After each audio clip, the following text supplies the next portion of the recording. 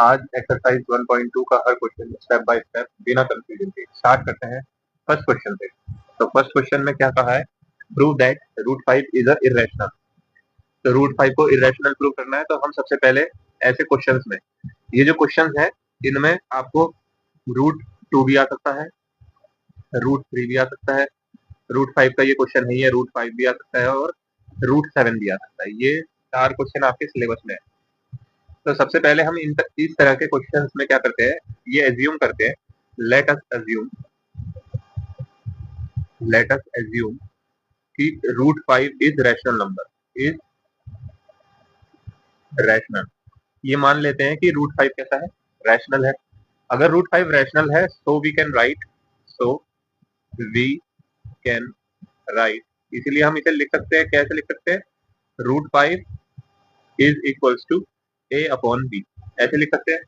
क्योंकि rational number है तो ए अपॉन बी की फॉर्म में लिखा जाएगा, जहां पे where where A and b, a and b, जो ए और बी है वो कैसे नंबर है, को प्राइम नंबर है, आर को प्राइम, को प्राइम। अब को प्राइम नंबर क्या होता है, ऐसे नंबर जिनका एक ही कॉमन फैक्टर होता है, वो होता है वन। तो को प्राइम नंबर हमने मान लिए। उसके बाद हम क्या करते हैं, यहाँ से स्टार्ट करते हैं कि रूट फाइव जो था हमारा, क्योंकि ए अपॉन बी था, तो मैं इस बी को रूट फाइव की जगह ले जा सकता हूँ। तो root five B is equal to A, ऐसे लिख सकते हैं। अब हम क्या करेंगे, स्क्वायर करेंगे, squaring both side, squaring squaring both side. अगर हम इसका स्क्वायर कर दे दोनों साइड तो क्या होगा, रूट फाइव बी का स्क्वायर किया और ए का स्क्वायर किया, तो यहाँ रूट फाइव का स्क्वायर क्या आया, फाइव, और बी का स्क्वायर क्या हुआ, B square is equal to A का स्क्वायर। अब आप लिखने को एक स्टेप और बढ़ा सकते हो, मैं इसे ऐसे लिख सकता हूँ कि b square is equal to a square upon five. ये मैंने इसलिए लिखा क्योंकि आप यहाँ पे देख रहे हो कि जो फाइव है वो ए स्क्वायर को डिवाइड कर रहा है। तो यहाँ पे एक थ्योरम हम पढ़ते हैं इस एक्सरसाइज में कि if P is a, theorem क्या है, थ्योरम में बता देता हूँ। थ्योरम ये है कि if P is a prime number, if P is a prime number,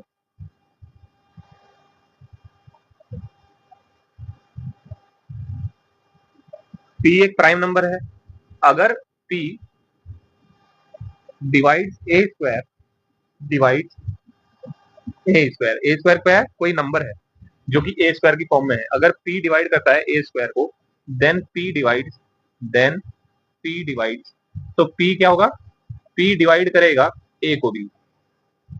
ठीक है, तो ये हमारे क्या है, थ्योरम है। अब आप यहाँ पे इस वाले स्टेप में ये देख रहे हो, ये वाला जो ऊपर वाला स्टेप है, इसमें क्या है, फाइव जो है वो कैसा नंबर है, प्राइम नंबर है, और प्राइम नंबर ए स्क्वायर को डिवाइड कर रहा है, तो जाहिर सी बात है कि जो फाइव है वो ए को भी डिवाइड करेगा।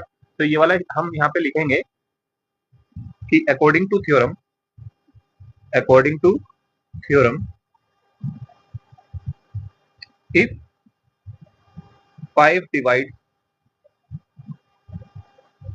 ए square, then five divide A, अगर फाइव ए स्क्वायर को डिवाइड कर रहा है तो फाइव ए को भी डिवाइड करेगा। ठीक है, अगर ऐसी चीज है तो क्या मैं ए को फाइव सी लिख सकता हूँ, let a is equal to five c. क्यों लिख सकता हूँ, क्योंकि अगर ए जो नंबर है वो फाइव से डिविजिबल है, तो यानी कि वो फाइव का मल्टीपल भी होगा। तो इसीलिए ए को मैंने क्या ले लिया, फाइव सी, जहां पे सी क्या है, कोई भी integer, where where c is an integer, integer है जहां पे सी, कोई भी इंटीजर हो सकता है। अब मैं क्या करूंगा, इस ए इक्वल टू फाइव सी को मैं यहाँ पे रखूंगा, कहाँ पे, फर्स्ट वाली इक्वेशन में। ये मेरी फर्स्ट इक्वेशन है, इसे मैंने क्या दे दिया, फर्स्ट दे। तो put put value of a equal to five c in equation, equation first में रख दिया। तो फर्स्ट में रखने से क्या हुआ, यहाँ पे तो बी स्क्वायर रहा, बी पे तो कोई छेड़छाड़ नहीं हुई, तो बी स्क्वायर का B square is equal to, A की जगह मैंने क्या लिखा, फाइव सी, तो फाइव सी का, अब ए था उसका स्क्वायर है तो फाइव सी का भी स्क्वायर होगा अपॉन फाइव, तो ये हुआ। अब b square is equal to 5 का स्क्वायर क्या होगा 25, सी का स्क्वायर सी स्क्वायर अपॉन 5। मैं कट कर सकता हूँ 5 5 जा 25, तो बी स्क्वायर क्या आ गया 5 सी स्क्वायर, या फिर समझने के लिए मैं ऐसे लिख सकता हूँ b square upon 5 is equal to c square, ऐसे भी लिख सकते हैं। अब आप ये देखो कि यहाँ पे भी 5 क्या कर रहा है डिवाइड कर रहा है बी स्क्वायर को, तो 5 बी को भी डिवाइड करेगा, तो ये लिखोगे according to theorem, according to theorem if 5 divide b square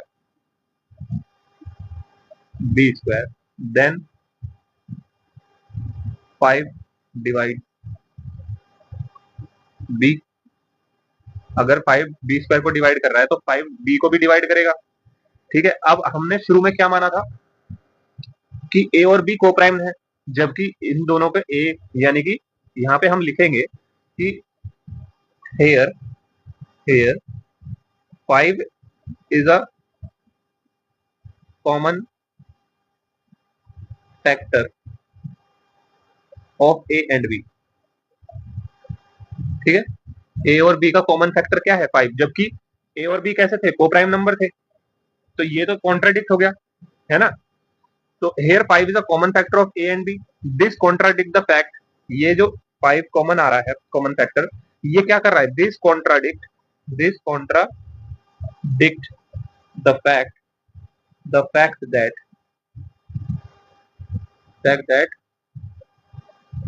A and B are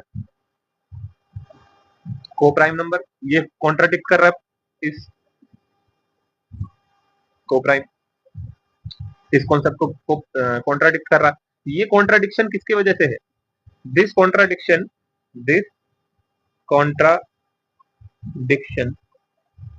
is due to wrong assumption।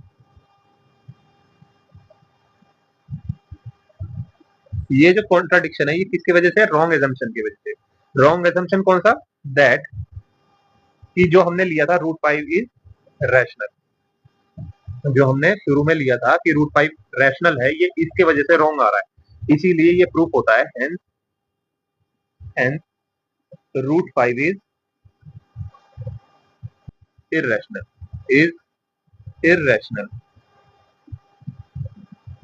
तो इस तरीके से हमें करना है ये question. Next question, prove that 3 plus 2 root 5 is irrational. ये प्रूव करना है कि 3 प्लस 2 रूट 5 क्या है, एक इररेशनल नंबर।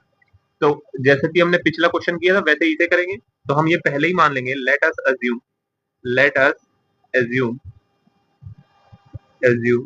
ये अज्यूम कर लेंगे कि 3 plus 2 root 5 is rational number, is rational. ये मान लिया कि उल्टा मान लिया, क्योंकि रैशनल प्रूव करना है तो रैशनल मान लेंगे। 3 plus 2 root 5 is rational number.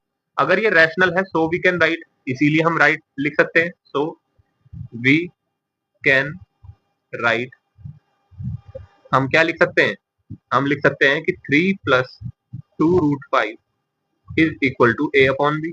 ए और ए अपॉन बी लिख सकते हैं, जहां पे where A and B are coprime integer, coprime integer है।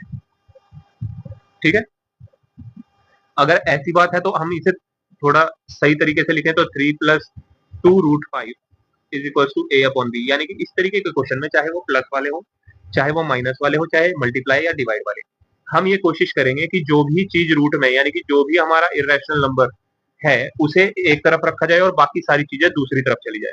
जो रूट वाला हमारा पार्ट है सिर्फ वो ही एक तरफ रहे, या तो राइट हैंड साइड रहे या लेफ्ट हैंड साइड रहे, और बाकी दूसरी जो चीजें हैं वो सारी एक तरफ चली जाए। तो हम कैसे करेंगे, इस 3 को उधर लेके जाएंगे तो इधर क्या बचेगा 2 रूट 5 बचेगा, तो 3 उधर चला जाएगा तो ए अपॉन बी माइनस 3। अब ये 2 भी बचा है तो 2 को भी नीचे लेके जाएंगे, तो root 5 is equal to 1 upon 2 और ब्रैकेट में ए अपॉन बी माइनस का 3। या इसे ऐसे भी लिख सकते हैं कि रूट 5, तो 1 अपॉन 2 को ऐसे रहने दिया, ए माइनस ये 3 बी उधर चला गया तो 3 बी अपॉन बी ऐसे लिखा।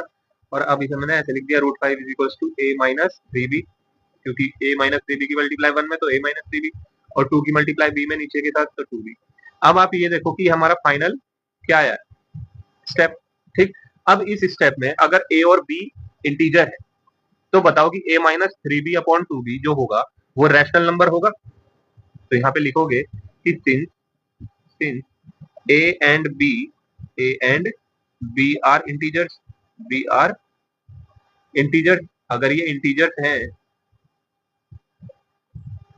सो a minus 3b upon 2b, a minus 3b upon 2b is a rational, कैसा होगा, रैशनल नंबर होगा, रैशनल नंबर आएगा। और अगर ये रैशनल नंबर आया तो रूट 5 भी रैशनल हो सकता है, तो होना चाहिए root 5 is rational.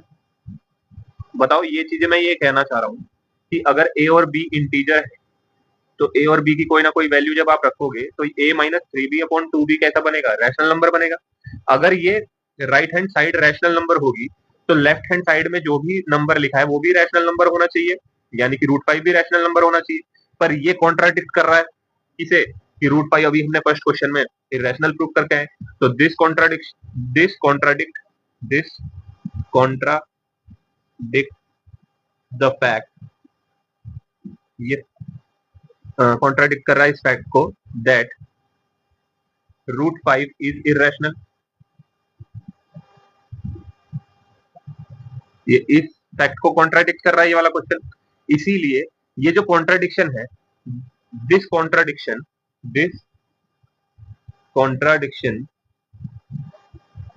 arises due to wrong assumption। Wrong assumption कौन सा लिया, ड्यू टू रॉन्ग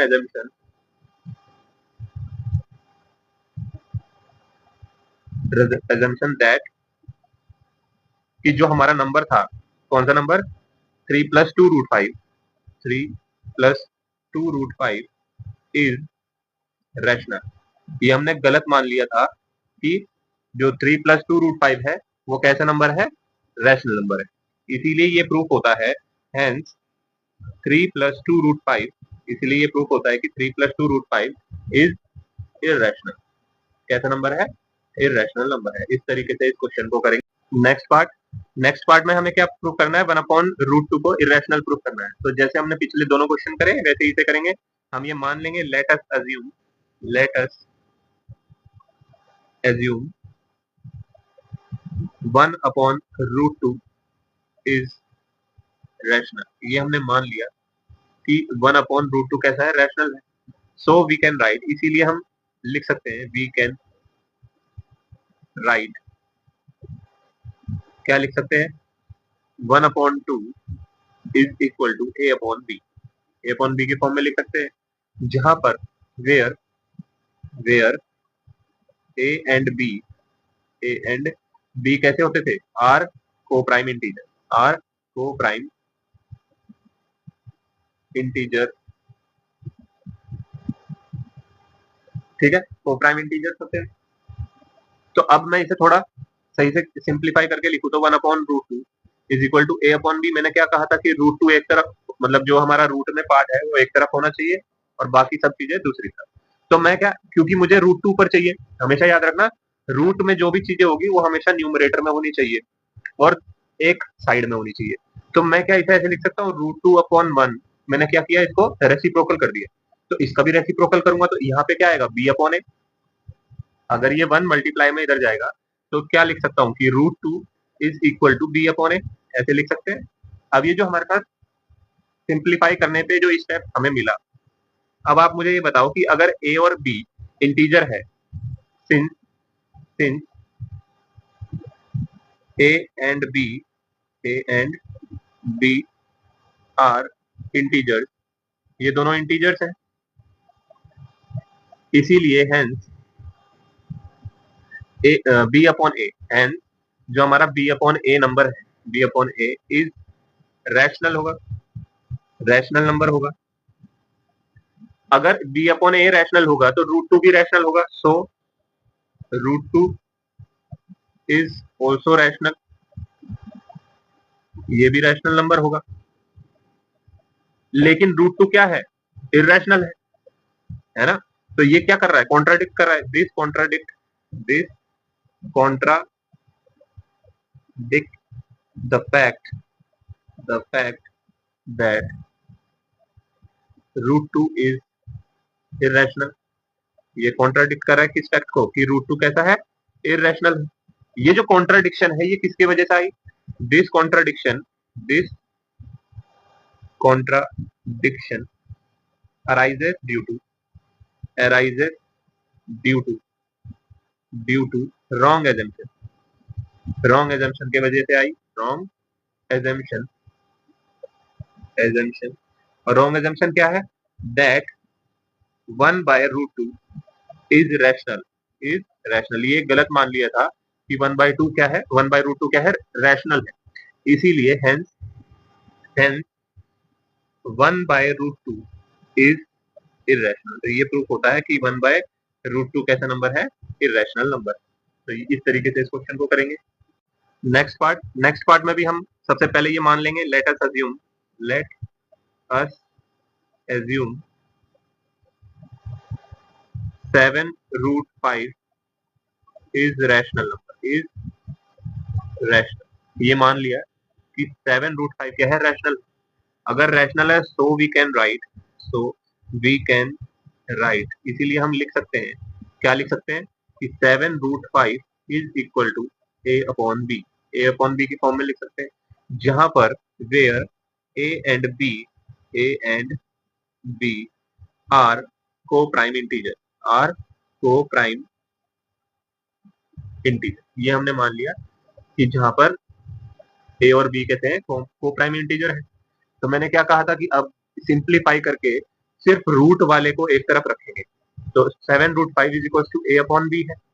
तो क्या मैं इस 7 को नीचे ले जा सकता हूँ, तो √5 is equal to A upon 7b लिख सकता हूँ। ये फाइनली हमारा क्या है, सिंप्लीफाई होके आ गया, क्योंकि रूट एक तरफ हो गया और बाकी सारी चीजें एक तरफ हो गई।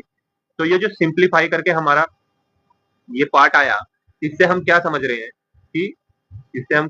हैं कि जो हमारा ए अपॉन 7b है, क्योंकि सिंस यहाँ से हम लिखेंगे कि since a and B are integers, ये इंटीजर्स है। अगर ये इंटीजर है तो इसीलिए hence a upon 7b is rational number हो जाएगा। ए अपॉन 7b कैसे हो जाएगा, रैशनल हो जाएगा। अगर a/7b रैशनल हो गया तो √5 को भी रैशनल होना पड़ेगा। सो √5 इज ऑल्सो रैशनल, इसे भी रैशनल होना पड़ेगा, पर ये रैशनल है नहीं। This contradict the fact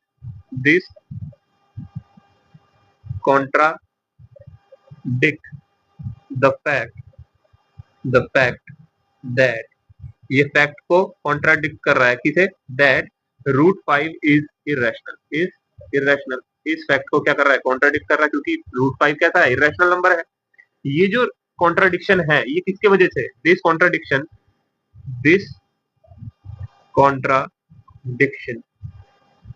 arises due to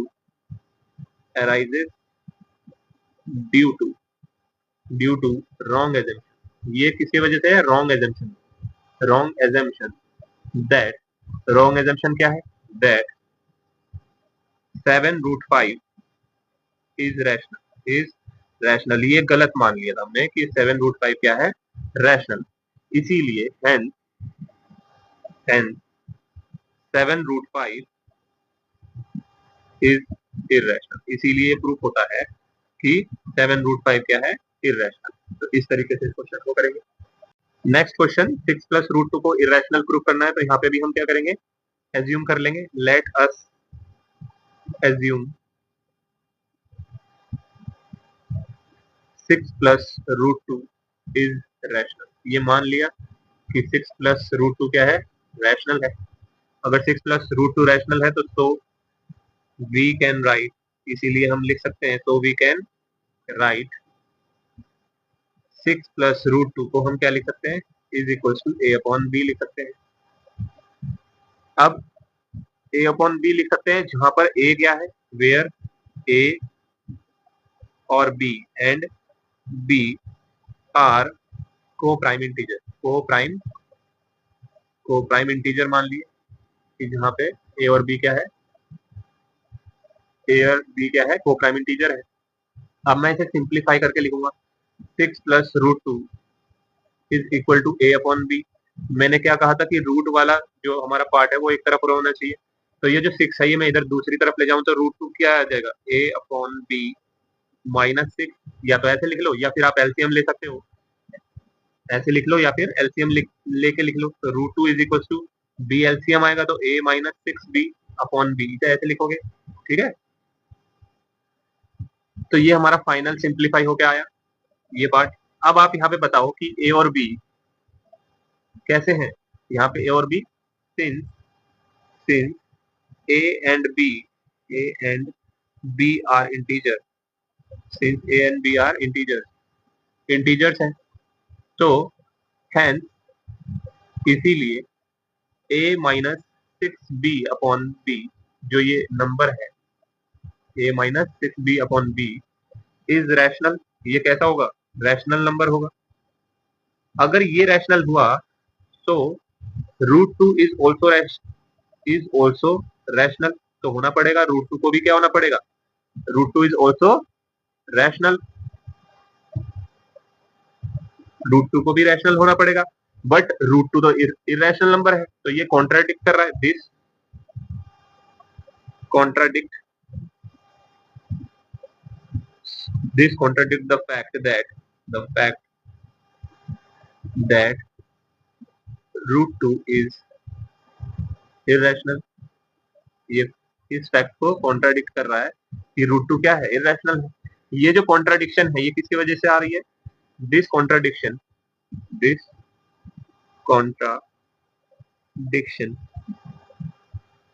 arises due to wrong assumption।